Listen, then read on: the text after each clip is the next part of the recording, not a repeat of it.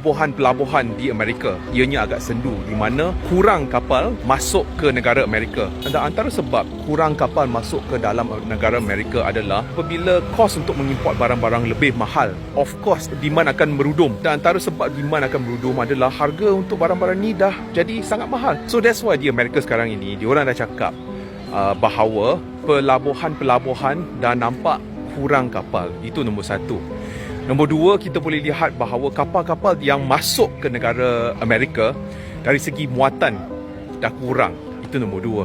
Dan nombor tiga, ramai retailers atau ramai peruncit, mereka dah buat amaran bahawa ada kemungkinan besar bahawa rak-rak kosong di mana tiada barang-barang atas rak-rak tersebut. So dalam kata lain, apabila kurang aktiviti perdagangan, apa yang akan berlaku adalah syarikat-syarikat akan start rugi. Dan apabila syarikat-syarikat start rugi, ada kemungkinan individu-individu dibuang dari kerja. So kalau kedua-dua ini berlaku, ramai dah ramal bahawa ekonomi dunia kemungkinan besar merudum.